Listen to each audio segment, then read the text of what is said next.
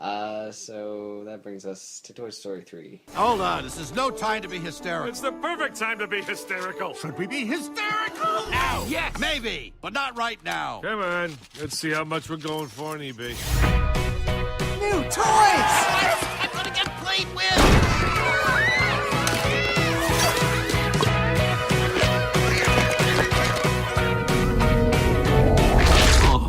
Where's my nose? Here it is. Here's your arm. Give me that. That's Honey, mine. the mustache? We're busting out of here. On three. One. Whoa! To infinity and beyond. To reset your Buzz Lightyear, insert paperclip. Rex, use your finger. Did you fix Buzz? Bitácora espacial. Sort of. Oh, no. Oh, yes. Return of the Astronaut.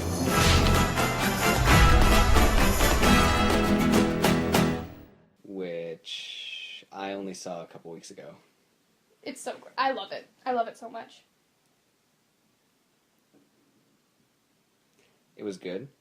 I don't know what it is. It feels like it has something about the way it's written feels off. Like it doesn't feel like a full story. Oh, okay. Almost. I can't even place it. I can't give examples. Just part of it was like, You just this know. is happening. That's kind of how I am You with the Big just know. Dinosaur. You just know this is happening, this is happening, this is happening. Okay, we're already at the end. There wasn't really a middle arc. Oh, okay. I feel I it. guess. Yeah, I can see that. There was a lot of little climaxes. Little instead of climaxes, little one sections, big one. and not even like a build up to that. Mm-hmm. It just happens. Yeah. Okay, I can see that. So, I don't know, something felt off about it with that. I definitely see that. I still love it. I liked it. It's just a weird thing that kind of bugged me. Another one I love because of characters. I love Lotso Love and Bear. I have him somewhere around here. I also, maybe he's at home. I don't remember. Ham is great. It's so another one that starts off pretty sad, and it came out. They were not pandering. They were. I called it the long con. The Long Kong. They were pulling our strings. They were like, you grew up with these movies. You were Andy. You're still Andy. You're going to college. You're worried about it. You're scared. Here's this movie about the issues of growing up. And going to college. And And, going to leaving your childhood behind. And it was, we were eating out of their hands when this movie came out. Maybe it's another thing that I knew pretty much everything about it going into seeing it. Mm. That kind of...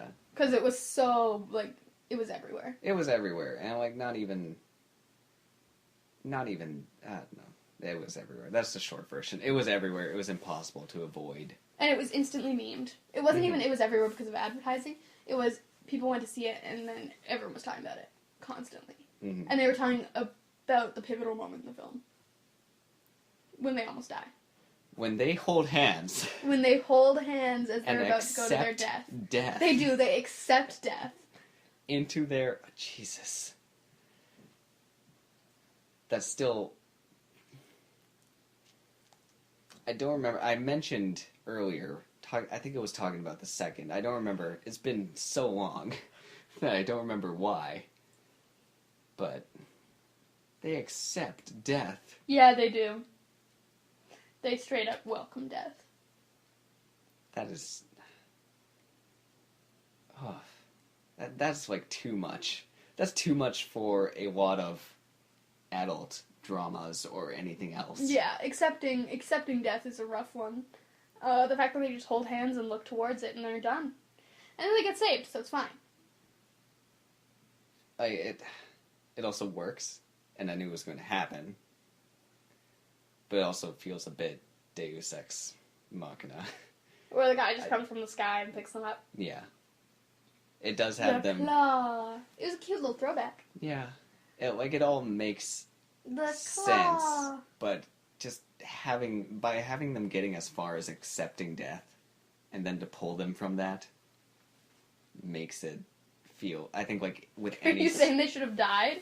I'm saying. Well, no, I'm saying. Pretty much with any story, if you get to that point, they would have died, and if they didn't, like in this one, it would feel like a Deus Ex Machina. Because things were pretty Bleak. hopeless. Pretty bleak. They had no chances other than this claw, which apparently reaches into the incineration chamber Uh-huh. on a normal basis. Not on a normal basis. They drove it over there. Fair enough. It like I said, there's no way it couldn't feel like a Deus Ex Machina. I think. Well, yes and no. Like they have the lead up of having them leave, and their whole line is the claw. Technically, Deus Ex Machina usually involves traditionally some sort of misunderstanding that can only be explained because no one else believes one another, and then like an unraveling of a huge misunderstanding. But that's just traditional terms. Big deal. It's not like it's my major. Okay. But yeah, and that's not even the ending. No. They still gotta get home after that. Although I feel like that's another thing. Like that's the big climax, and there's still like another 15 or more minutes, and it's not even like wrap up. It is wrap up 15, but it's what a lot of people have dubbed them saying goodbye. Yeah, it is them saying goodbye. And I mean, almost all the Pixar movies have after the huge climax, there's the come down happy moment. There is, you know, they get off the plane, and then they, in Toy Story 2, they have to make, that's the big climax, they get off the plane, but then they have to make it to Andy's, so that he can have new toys. Yeah, like well, no, those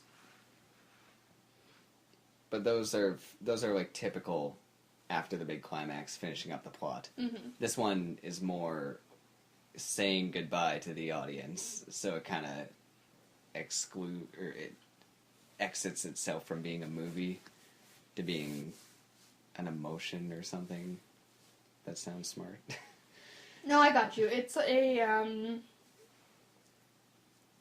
yeah, it's a send-off and a feel-good sort of, here's your satisfying ending type thing. But I mean, I love it. I love that they go and, it's good. It just, again, irks me with I how love the that little story is girl. told. I think she's really sweet.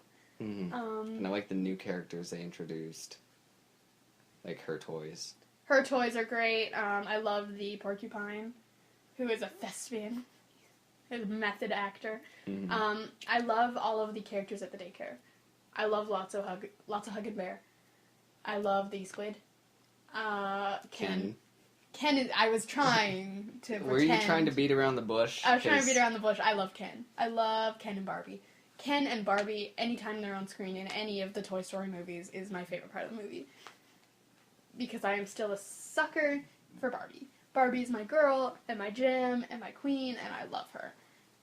That woman raised me. So, you know, sue me if I enjoy seeing her on screen. Ken is amazing. He is.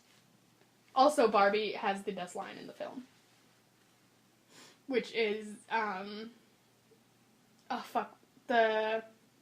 can't remember how it begins, but basically should come from the consent of the governed and not the fear of oppressors. Yeah. So, but you know what? Toy Story 4. I don't want them to make a Toy Story 4. I love them, love John Lasseter. I'm sure he knows what he's doing. They should not make a Toy Story 4. It was the perfect goodbye. There's no need for a Toy Story 4 except for money. Yeah, it invalidates the whole last scene. It does. Because that was a goodbye. It was the perfect goodbye to the audience. Mm-hmm. And it does sort of invalidate that and turns it into just a goodbye to Andy. So I guess it'll be about them trying to get back to their new owner, whose name I can't remember right now. The little girl. Yeah. Like, I mean, and another thing is, like, what are they going to tackle that they already haven't? Exactly, yeah. That's also a big part of it. Like they did new toy. Here it is. Authority should derive from the consent of the governed, not from the threat of force. And then everyone just looks at her in shock. She's like, oh, hee. Yeah, I don't know. Still not a attachment to the Toy Story series as other people, but still kind of like, doesn't sound like a good idea to be making a fourth one. No, I don't think it's a good idea to be making a fourth one. I thought the third one was the perfect goodbye. Trilogy, if you get to the point, if you're planning a movie series to be a trilogy from the beginning, that's one thing. If you make a good standalone movie and it turns it into a trilogy, That's very another rarely thing. does that go well. If that does go well, stop there. Don't be Shrek. I mean, Shrek 3 was already pretty weak. Pretty weak's an understatement. Like, just stop. Just stop. Basically, Toy Story 3 is beautiful, don't ruin it. Please just stop. And someone, for the love of God, it's been 3 movies, address the fact that their names are Woody and Buzz. Do something about that. Fix that somehow.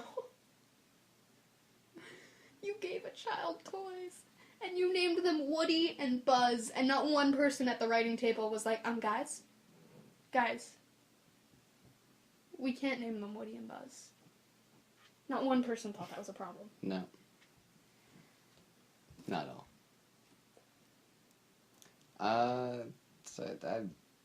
Anything else about Toy Story 3? I got my... Like, it's good. They accept death. They accept Short that. version. Fucking... Yeah. Anything else? I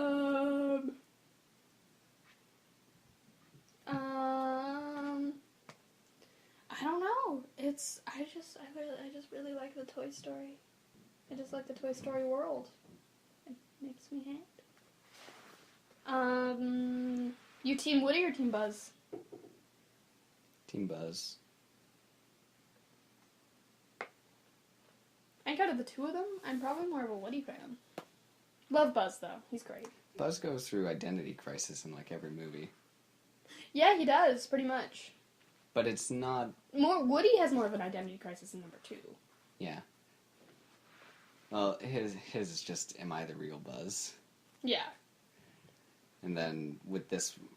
It doesn't repeat, except kind of with this one, where he just gets reset into Spanish-setting Buzz. Yeah. Or no. Well, and he's also No, not he's sure, set like, to he factory sort of default. tries in the third one, you know, Woody is always the leader and they always second guess him. So he tries in the third one, he's like, okay, I can do Woody's job. Woody's not here, so it's my turn to step up. And he does it, and he's like, wait, this is hard. Yeah, everyone second guesses you. Everyone second guesses Woody all the time. And half the time Buzz is one of those people. So when he finally steps up to the leadership job, it's just as right that he has issues with it. Because Woody's been trying for years to tell them all to just fucking listen to him. Like, Woody gets no appreciation for all the work he does for these people. Mm-hmm. And then Buzz steps up and it's like, oh shit, we all gonna die. So next is Cars 2.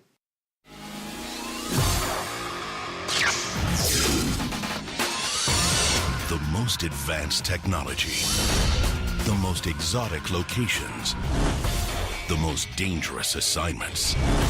Next summer, get ready to roll with the world's newest secret agents. Mater? I think we bit off more than we could chew.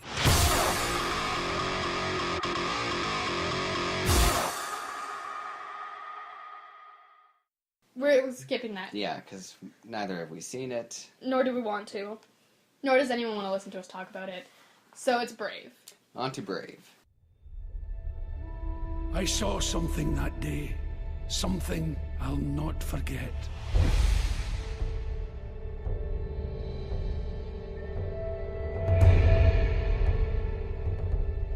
It stands 12 feet tall, with razor-sharp claws. his hide littered with the weapons of fallen warriors, his face scarred with one dead eye. I drew my sword and... Chomp! Dad's leg was clean off! Oh, that's my favourite part. In accordance with our laws, the firstborn of each of the great leaders must prove their worth. Merida, stop! A lady enjoys elegant pursuits. I present my only son. He took out a whole armada single-handedly. He was... With one arm, he was steering the ship. I want my freedom. But are you willing to pay the price your freedom will cost? Careful what you wish for, my mother would say. What's the worst that could happen? No more fighting! Show a little decorum! Feast your eyes.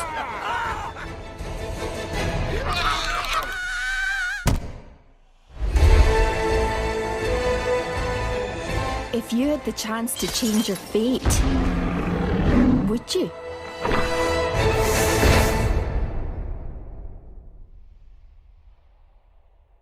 Brave!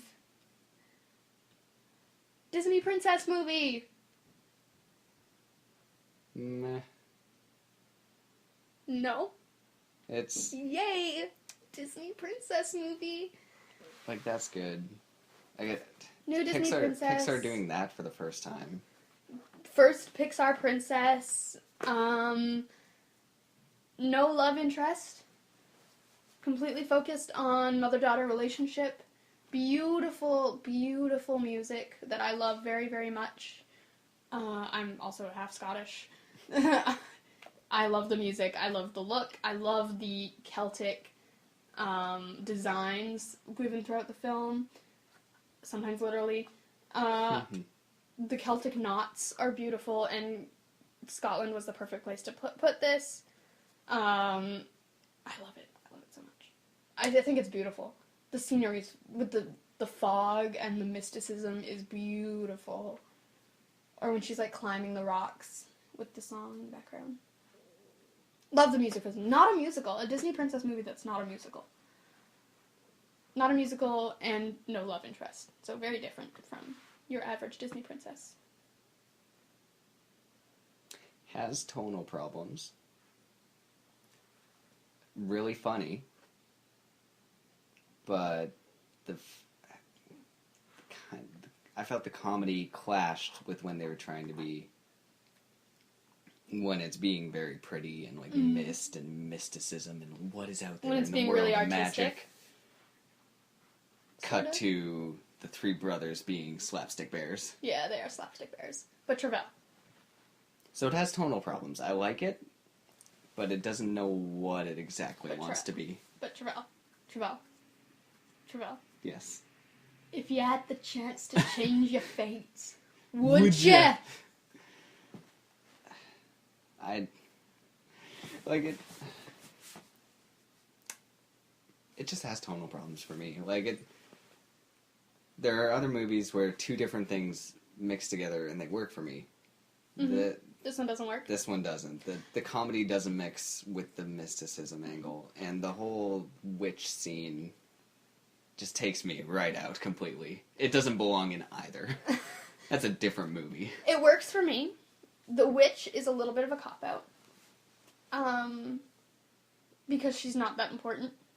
All she does is she does the bare minimum magic that they needed. I feel they could have found a different way to do that. Maybe done some rewrites to work a different way, where maybe both the Queen and Merida were there, and they get lifted into the air, Beauty and the Beast style like transformation instead of just a potion.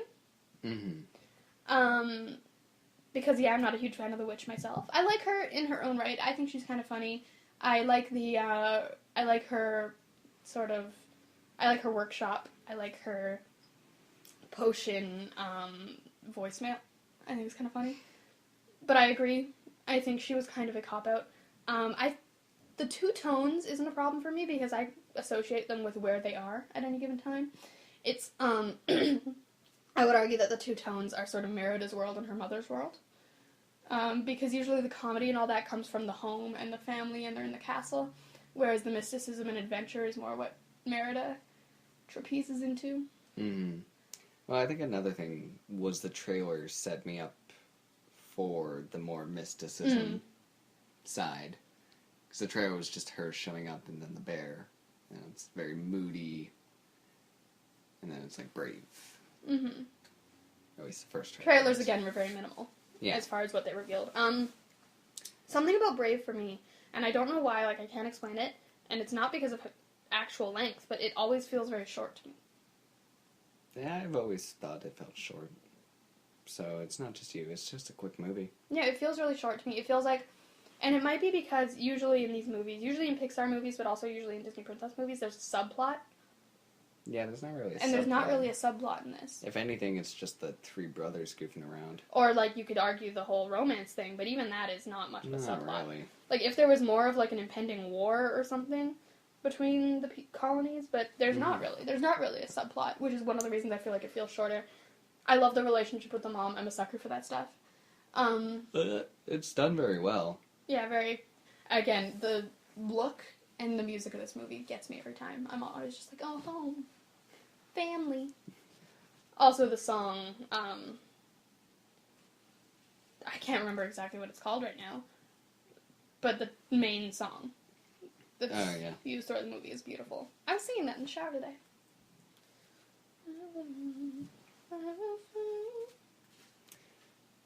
I'm sorry. There's nothing else really. It's just meh. I loved it. I remember when it came out, there was a huge hubbubaloo about it because people, not people. Fox News said that they were promoting lesbianism in young girls because the newest Disney princess didn't have a prince.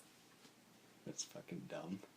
It's not like she has a girlfriend. She just doesn't want any of those princes. And let's be real, none of them were exactly Prince Charming. It's not like her options were great. She didn't even... To that, the only other female character she interacts with is her mother. And the witch. The witch, for the But one yeah. scene. No, yeah. Yeah, but, so for them, as much bullshit as they're trying to push Fox News, that's rough. That's stretching it. That's stretching it, but they're always stretching it. But yeah, I loved that there was no romance because the family-driven plot was more interesting. And I appreciate what she...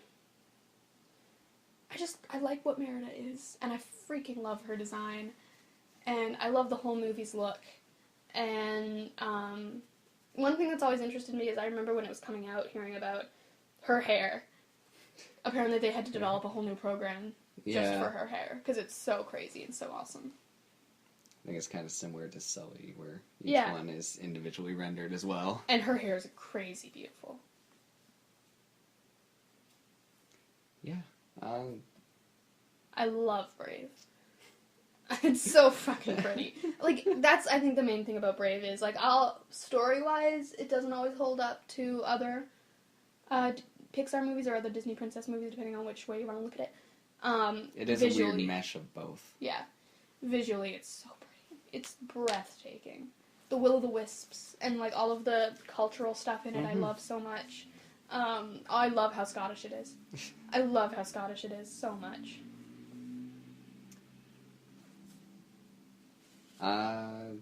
Yeah, I've said my 2 bits. I don't have much to say about Brave.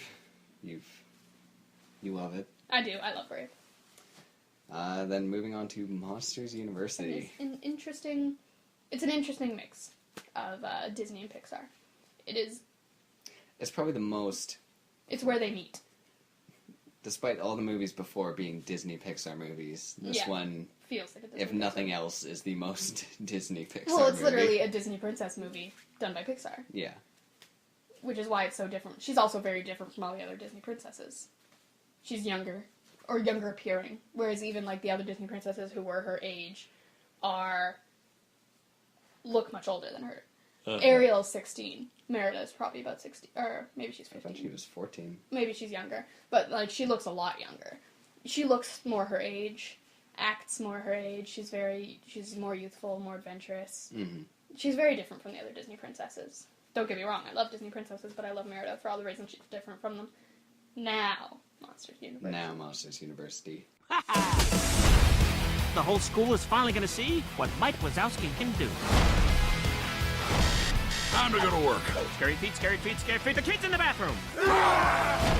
Angry poodle, jazz clown, my Aunt Phyllis. In the morning. What's so scary about a little old librarian? I said. Move it, move it. I want a piece of that action! Tentacles and serpents' wings, they... Can't wait to start scaring with you, brothers! We're gonna rip you to pieces! Don't go in there! Have fun, kids! I'll just be here listening to my tunes.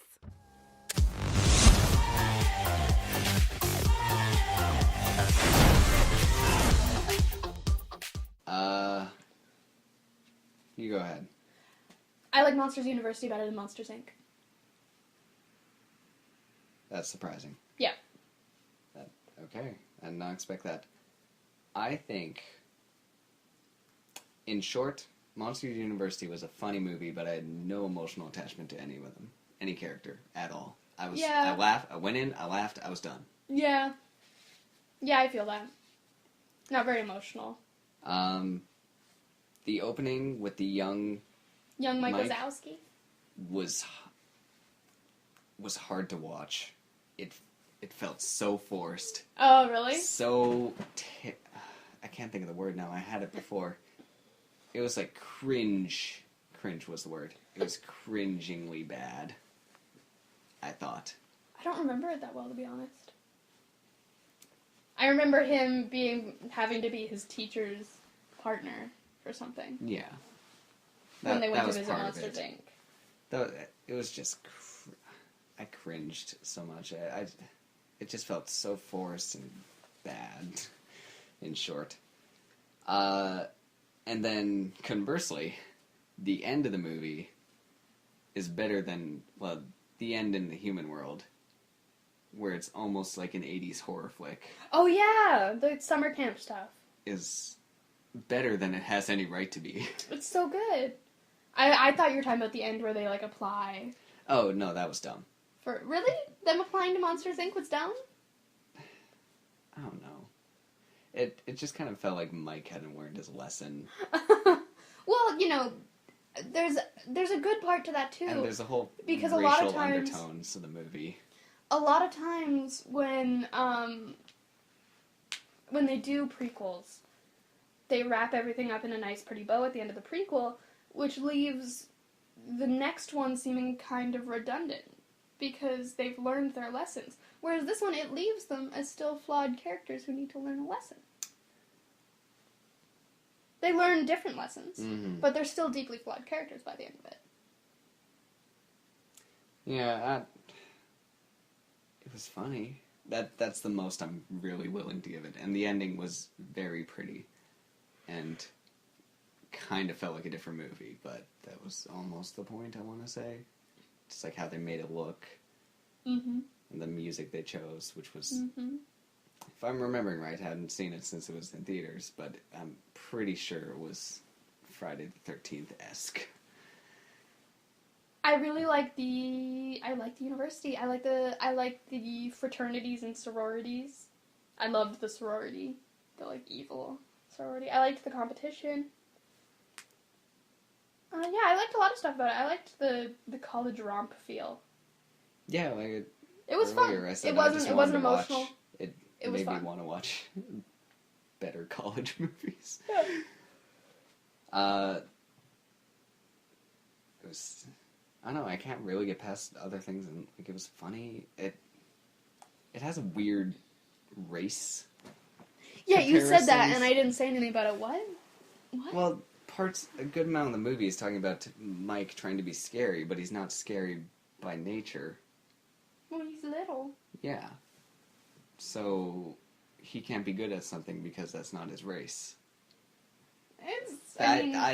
Both me and Jason, when we watched it, picked up on the racial things. Yeah. I don't know. The movie's kind of all over the But place. I mean, it would just be like him wanting to be a linebacker. It's not from his race, it's just his build. Yeah, but in the world of monsters, it feels more like a race thing. I guess. Being as they're almost all different. But he could be a scarer. He was the best in his class. Sully was the worst. It was just when it came down, I guess, yeah, to pure physical strength, he couldn't do it. Also, the Billy Crystal again. Yeah. But I mean, he's just not. Yeah, I guess I was just gonna say he's just not scary. He's just not designed that way. Mm-hmm. Yeah, it's just. Maybe it is a racial thing. Maybe I'm the problem. 'Cause I just see it as I'm like, yeah, well, he's not scary. He can't be scary. And the headmistress. I also had a thing with the design of monsters, and a lot of them I didn't find that creative. They're basically circular or square blob with more or less eyes than they should normally have, and then horns. Or limbs. Yeah. And but wings. it felt like a very simple template for a lot of them. Yeah, that's my problem with aliens in almost everything. They're bipedal humanoids. Okay. That I have the same issue. The monsters are a little more like, they remind me of, I don't know, fuzzy, or like some sort of, they're like fuzzy, deformed animal type things, I guess. Mm-hmm. But that said, like the headmistress, she's creepy. She was creepy and also very well and differently designed. Mm-hmm. And what was it? Scare You? Yeah. Scary You. That's the title for a school. Yeah. Ugh. That's some Monster High shit right there. Yeah. Is what that is.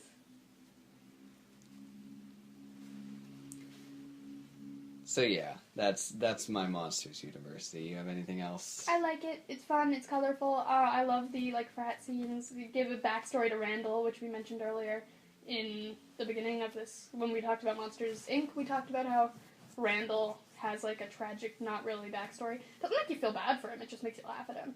I don't know. It's a fun college romp. I think it's a lot of fun. I love Mike Wazowski, and I love Sully. On to my second favorite. Inside Out. Do you ever look at someone and wonder what is going on inside their head? Uh-oh, she's looking at us. What did she say? Sorry, sir. No one was listening. Did you guys pick up on that? He's making that stupid face again. Sir, she just rolled her eyes at us. Is it garbage night? We left the toilet seat up. What? What is it, woman? What? For this, we gave up that Brazilian helicopter pilot? Come, fly with me, gatinha. I'm Joy. This is sadness. That's anger. What? This is disgust. And that's fear. We're Riley's emotions. We're what make Riley, Riley. Look out! Get off of me! Nice job keeping it subtle, anger. My pleasure, Joy. These are Riley's memories, and they're mostly happy. I wanted to maybe hold one. Sadness, what are you doing? Oh, the poor memories! This is madness! Can I say that curse word now? Change your mind like a girl. Changes clothes. Is everything okay? Fine, I guess. Where are we? Long-term memory. We just have to get back to headquarters, and we'll be back to normal. I'm too sad to walk. I know a shortcut. Come on. I go in here all the time. You see? D-A-N-G-E-R. Shortcut. This place is huge. There's French Fry Forest. It's Cloud Town. Oh, let me try. Hey, what's the big idea? You better fix that wall. No way. Dream Productions? Let me guess, we have no pants on. Hey, look, she came to school with no pants on. Called it. You guys don't have to come to every game. We have a major problem. I'm not missing one. Find your happy place. De los creadores de Up, una aventura de altura, Monsters Inc. y Buscando a Nemo. Riley, here we come. Woohoo! I wish Joy was here. There she is. De Disney Pixar, Intensamente.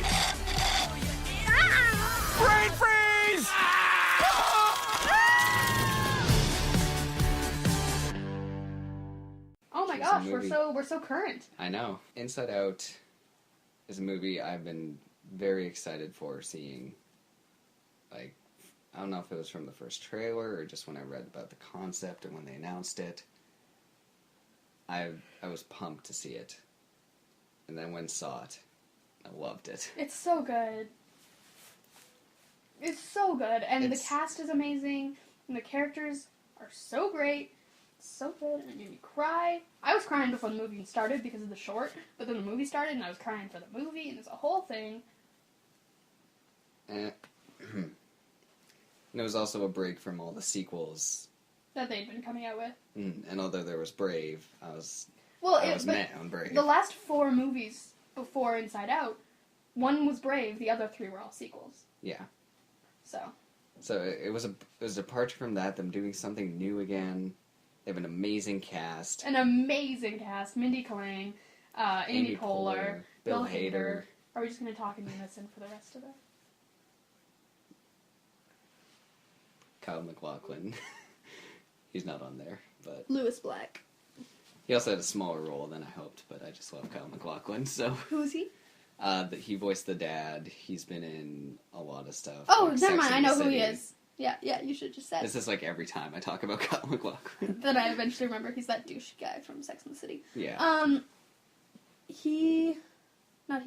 The movie. It's so good. It's so unique. The way they do it is great because, I mean, it's a hard concept to pull off without coming up with 1,000 problems. But the way they pull it off is really cool. And it's colorful, and it teaches kids that you can be sad, and that's okay. Because sadness is important. Yeah, it teaches all you the emotions importance are of sadness. And that, just because you're sad right now doesn't mean you're always going to be sad, and sadness is important. It gets deep, makes you feel a whole lot of ways. For me, like, the implication of Riley and maybe, like, mental illness, even though she's quite young, was, man, I cried. When she's on the bus. Yeah. The design is really cool for the characters. They almost look like they're glowing. They all glow. Well, hers... Yeah, they all glow. Never mind. Joy more than anyone. But they almost look fuzzy because of it. Well, yes, but a thing with hers in particular, they're all covered in glitter. Compared to the other voices inside other people's heads. Yeah, that's true. Like how her dads all have mustaches. Yeah. And the moms have glasses and ponytails. Ponytails. Hers are all covered in glitter. Which is something I've been thinking about.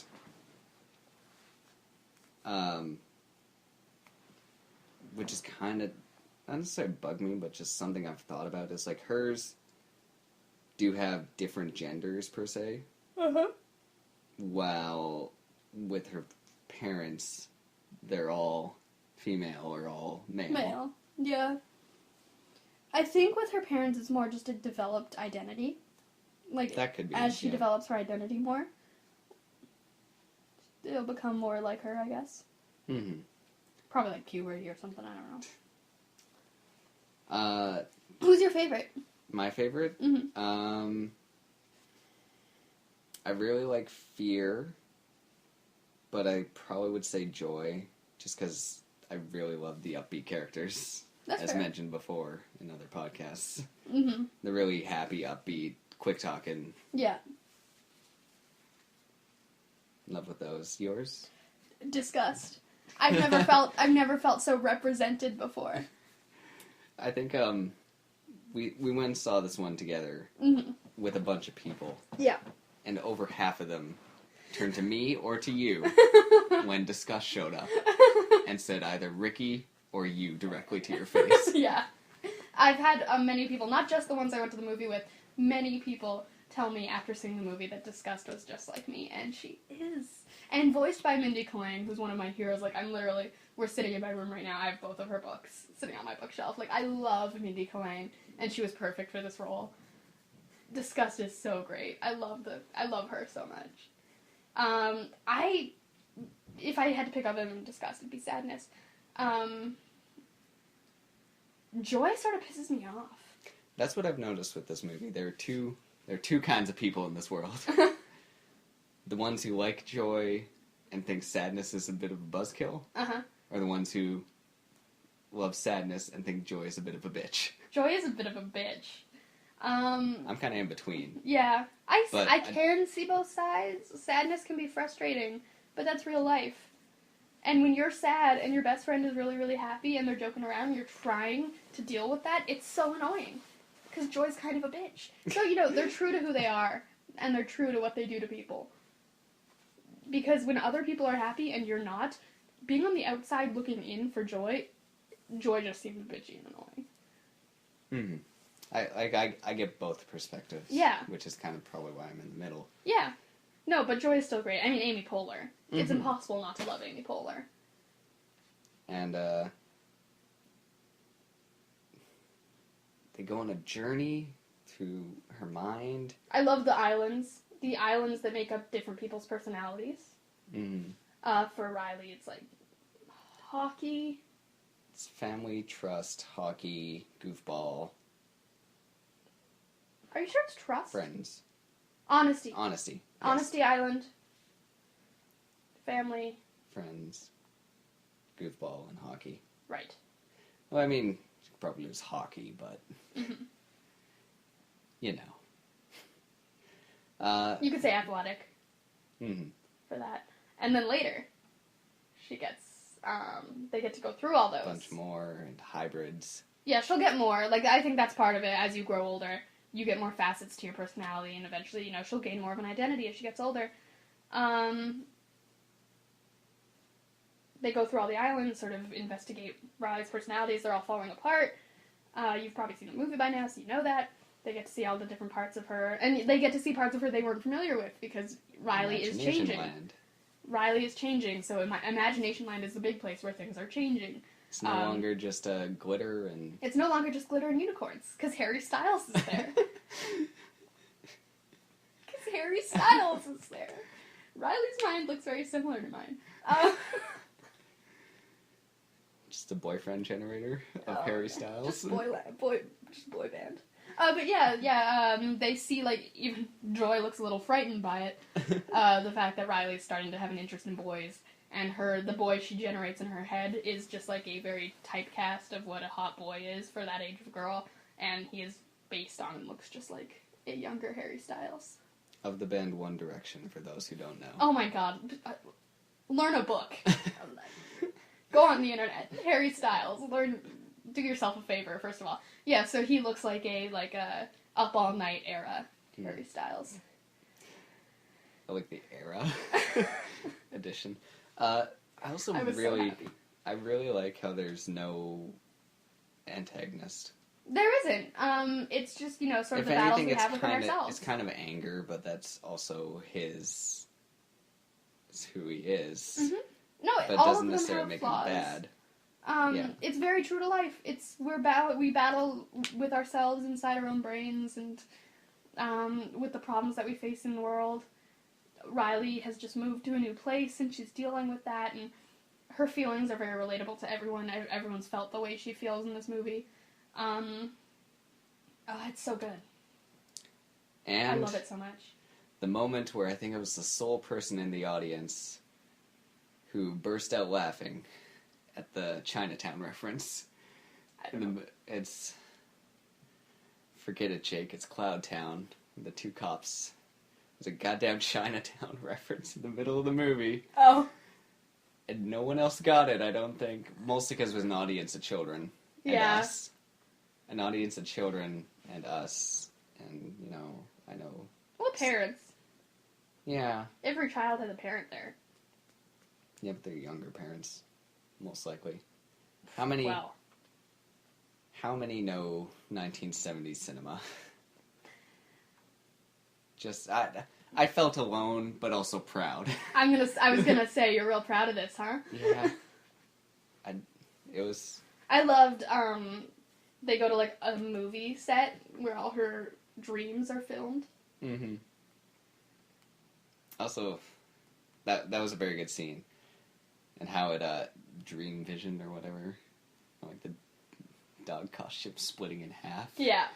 Turning into a nightmare. That was very done well. Very done well.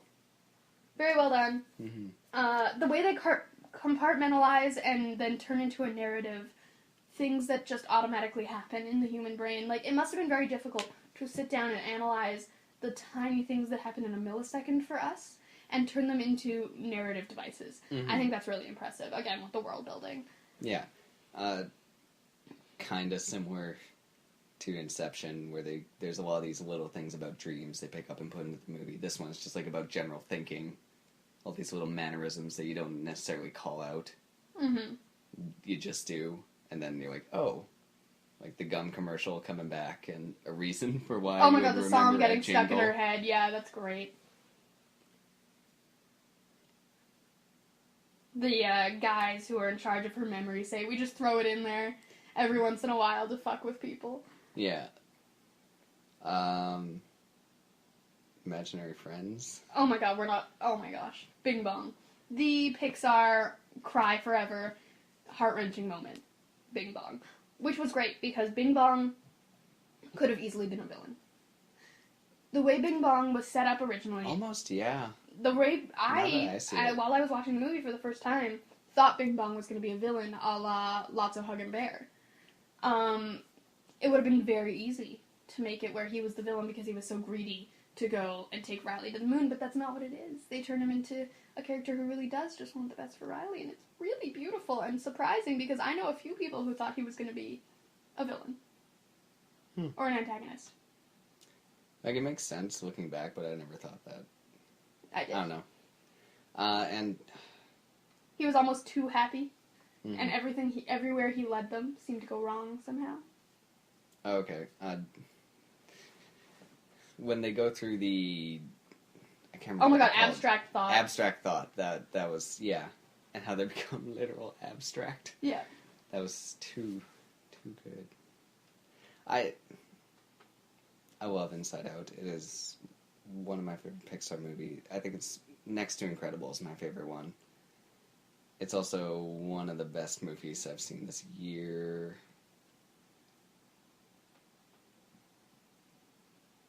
Yeah. This is what it also makes me sad that, like, it's almost all sequels. Yeah, we won't see another original one for a while. Till 2017. Yeah. So... just all sequels. Their lineup, with the exception of one movie in 2017, is all sequels until 2020. Mm-hmm. It's... I don't know, man. Dude. Bro. Which is crazy to think, because 2020, people our age could considerably be taking their kids to see the next original Pixar movie. Okay, I'm going out the door now. You have just... I'm sorry. Was that a little too real? That was too real. Any other thoughts about Inside Out? Thoughts? Best movie I've seen in a really long time. It was so good. One of Pixar's finest. One of the very best. For sure. So that moves us into... The Good Dinosaur. We're almost at the end, guys.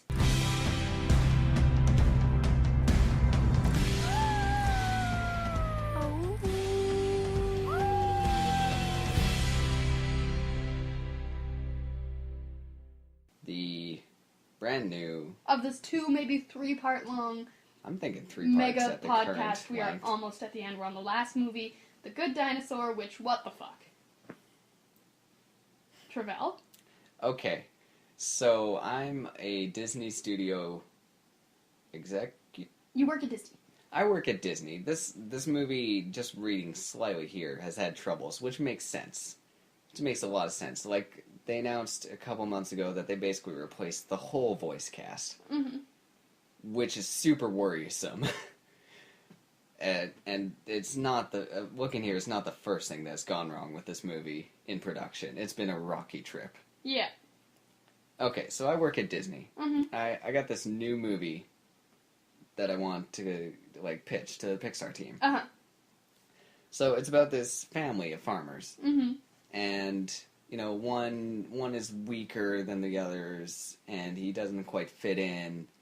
So he doesn't feel right at home, so his dad sees that in him, and he still loves him. So he tries to give him, like, a job or something so he could feel more useful around the house. Mm-hmm. Involves catching a critter that's getting into their food lot, storage bin. But he can't kill it because Disney movie. I don't know. Because he's not a killer. I guess, but when you're born on a farm. Anyway. Okay, yeah, I'll move on. He can't take a life. I'll get to that later, I guess. So him and his father go chasing after it after he lets it go, after the critter. They go chasing it up to Deathclaw Mountain. I think that's what it was called. Three Claw Mountain, Deathclaw. Something like that, just past their farm.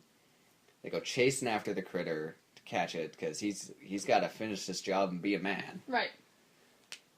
And just when, like, storm's brewing, everything's getting worse, Arlo, which is the main kid, he's falling behind. He roughs himself up, so the dad's, like, finally kind of snaps out of it and is like, alright, let's go home. This is a bad idea. Mm-hmm. Then not tsunami, I guess a land mudslide happens, which causes the dad to get dead. Go on. This sounds like a great country farmer family film. Travell, please go on. Here at Disney, we would love to hear more about this film. Okay. That you have. So then, That should be in theaters. you know, it's been undetermined amount of time later, and, you know, he's dead, and the family's still trying to, you know, keep up with the farm. They need to get enough food for the winter, because they're pioneer. It's pioneer time. The winter is a big deal. But one day Arlo sees the critter in their food again, so he goes chasing after it. But next thing you know, he ends up in the river and gets washed way down the road from his house. So he has No. So with this critter, who he begins to start loving, he ends up making his way back home, meeting, like, any staples of Pioneer story. You got the crazy mountain man with all his animals. You got some religious zealots who are also kind of cannibal stand-ins. And then you got the cattle herders and the cattle rustlers. And through all these little things, he becomes more of a man. And not to gender thing it, but more masculine in traditional sense. And kind of just more manly, more up to the task. And he eventually makes his way home, and it's like a happy ending. So what do you think of that? That sounds great. It doesn't really sound traditionally Pixar, though. Do you think there's a way we could make it a little more Pixar? Well, we can make it with dinosaurs. Perfect. It's so weird. Pioneer Western coming-of-age story. But dinosaurs. Dinosaurs instead of humans. Humans are dogs. Humans are dogs. The critter, the aforementioned critter, is a human child who's just incredibly feral and acts just like a dog. And doesn't speak. And it's called Spot. And it's called Spot. Oh my gosh, I don't even know.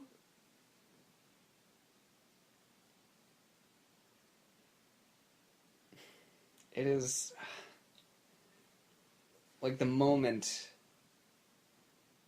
I realized it was a Pioneer story, but with dinosaurs, I fell in love with the concept. And just how weird and out there it was. And it reminded me of something I've been saying to myself. I haven't really brought this forward any other things. But since I saw Mad Max this summer, and although it did okay, it's kind of had more staying power after the fact. Especially the high critic approval, is Hollywood needs to do more weird. More weird? Yeah. I'm tired of all the old stuff. Let's do more weird. This wasn't exactly what I was thinking. But it fits the bill. But it fits the bill of more weird. There are some things that happen in this movie that are so out there. Like the cannibals. The Eye of the Storm thing. Okay, so here's the original cast. Yes, all of those. The original cast had John Lithgow, Frances McDormand, Neil Patrick Harris, Judy Greer, and Bill Hader. Where did it all go wrong?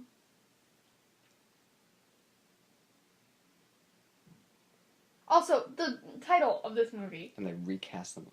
Fucking... The title of this movie is completely unrelated to anything that happens in the movie. The title makes no sense. No. Reading here, they had problems with the third act. So they're trying to rewrite. The movie didn't feel done. To me. I said this Visually. before. No, for the whole thing. The movie wasn't done. It should have been rewritten and reworked. And... what the fuck? Take it all apart and keep one thing. Keep the fact that the dinosaur drops acid with the human. Because that was great. That was pretty great. The scene in which the dinosaur and the human drop acid together is integral to the film. Other than that, I'm kind of meh on the whole thing.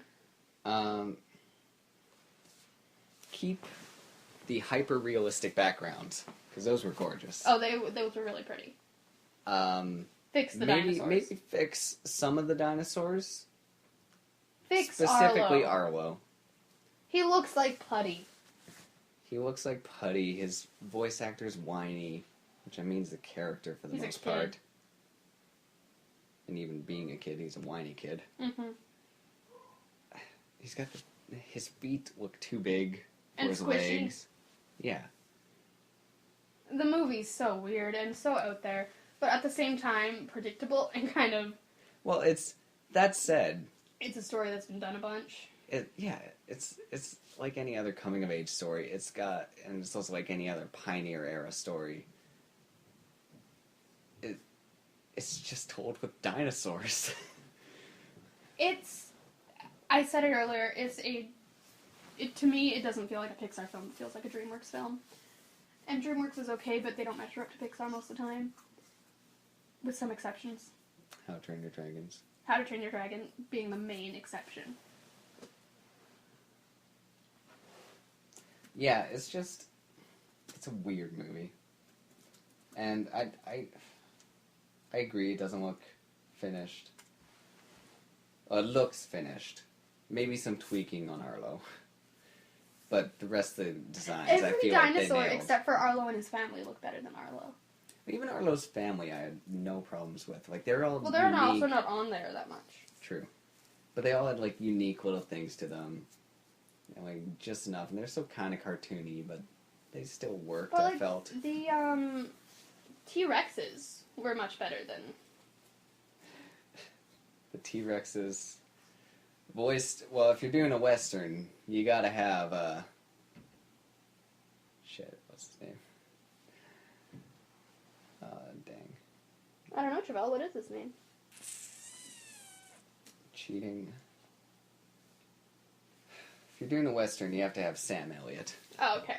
Voicing...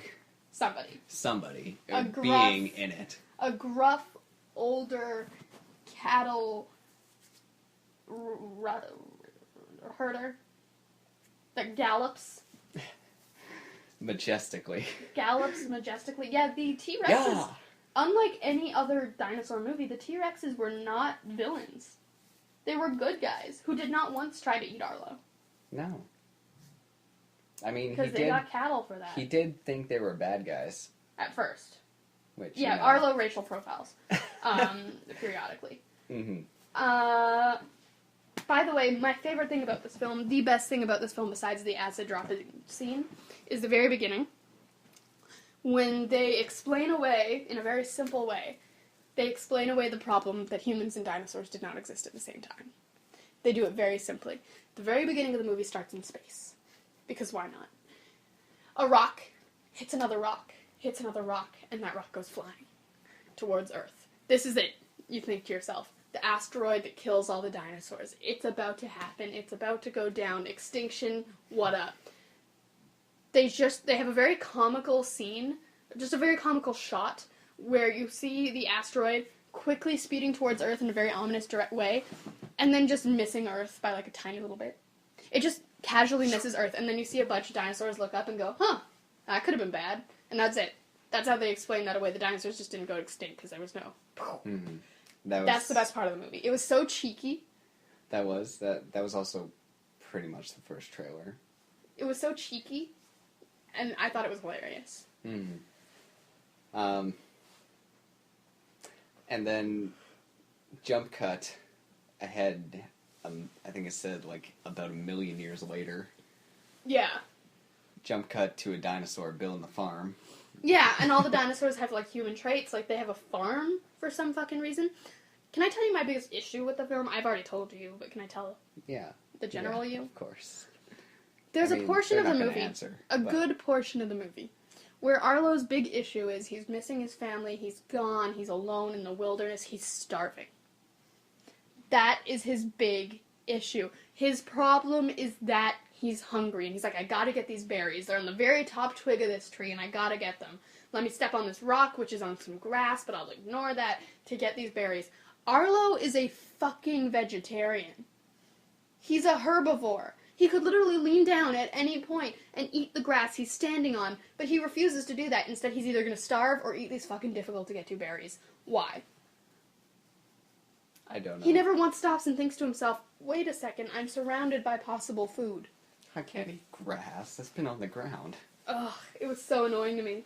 Okay, can I say when Spot brings him back, was it a lizard first and then the giant bug? Yeah. I did not expect him to rip the head off the bug. Yeah, he did do that. That was... Especially because it was still alive. Did not see that coming. Yeah. Okay, and on to my point about farm life. If you grow up on a farm, no matter how whatever wimpy kid you are, you don't... The whole taking another life thing, when it's this equivalent of a raccoon, and you're on a farm, and this is the difference between you starving, you and your family starving, or you have to kill a raccoon. It's a pretty simple choice. He couldn't do it.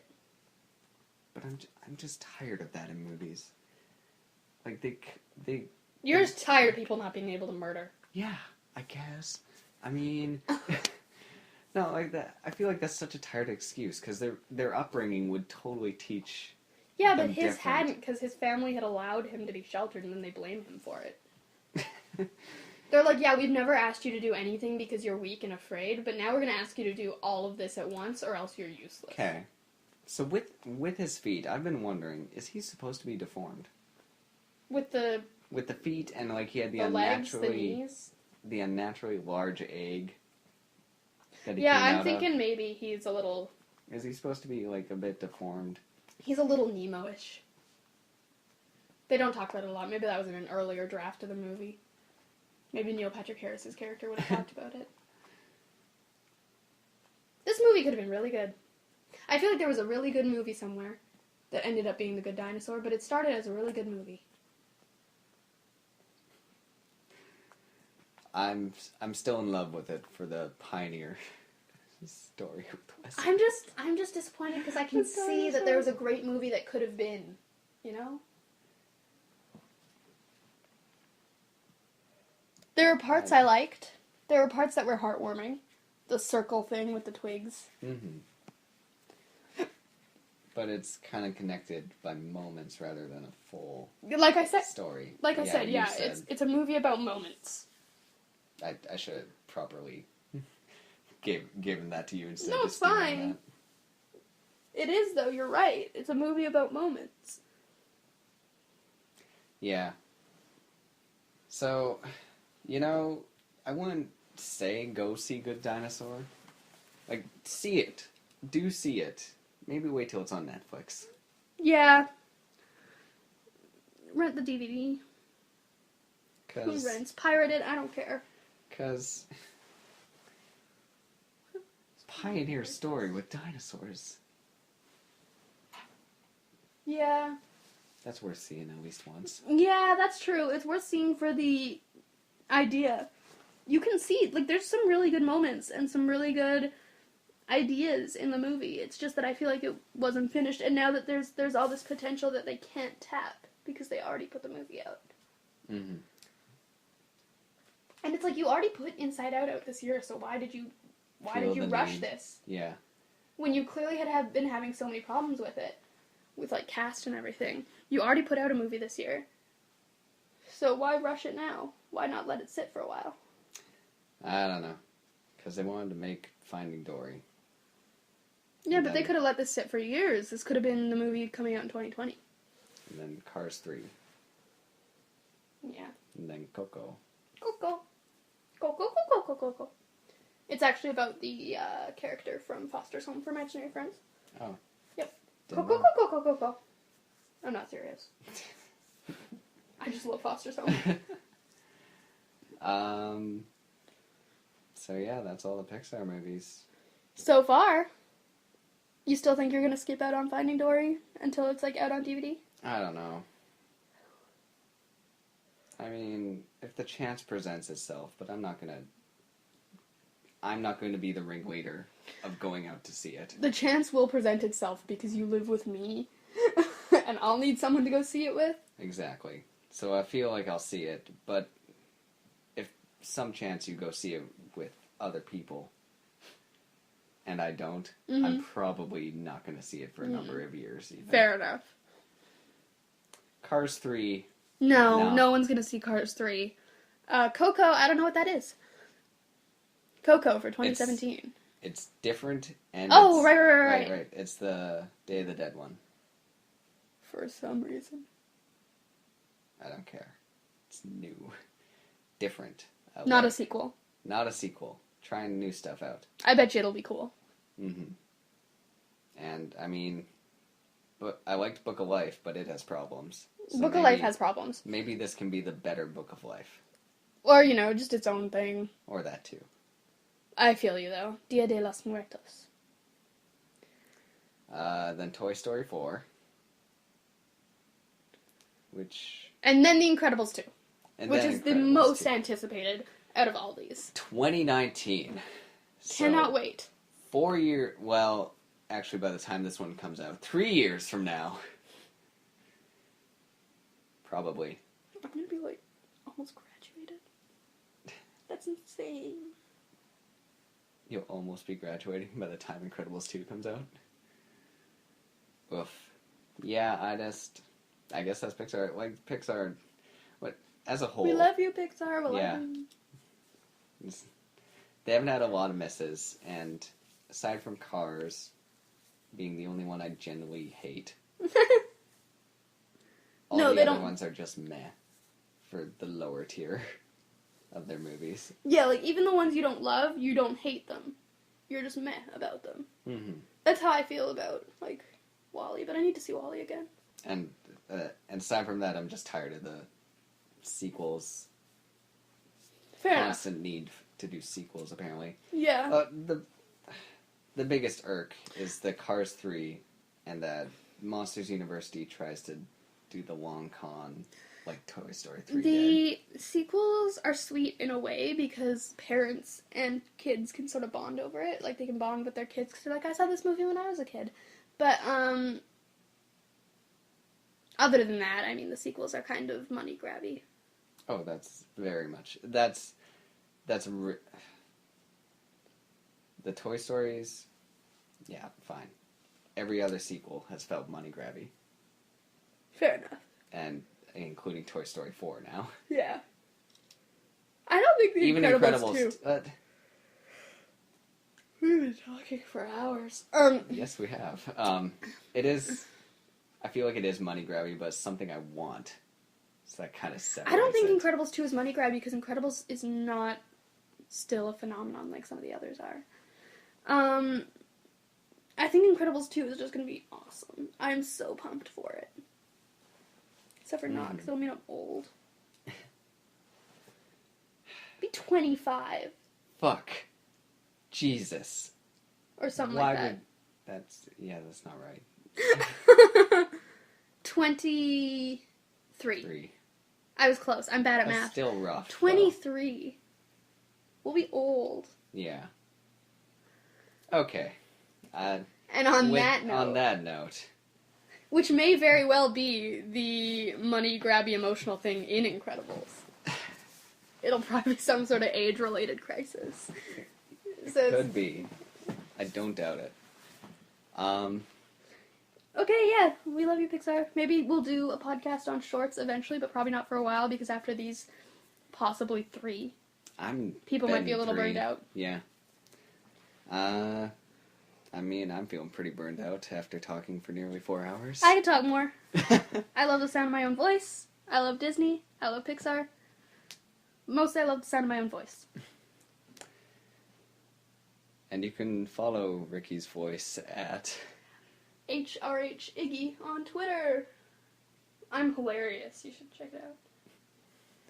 And you can find me grumbling about cars at weaksegue.com. No. I wonder what weaksegue.com is now, though. At askew_glasses on Twitter. You thought I was going to help you? I was not going to help you. I let you flounder your way to that on your own. Weak seg... Or should I say Nemo? Because this is a Pixar podcast. I don't know how to spell segue. So you can find more of this podcast and other podcasts, like that one I said was going to come out that one time, but didn't, but now it has by now, and that's just too confusing. So hardlyworkinghippies.com, there's the YouTube channel, the Twitter, all that stuff. Any other plugs you can think of?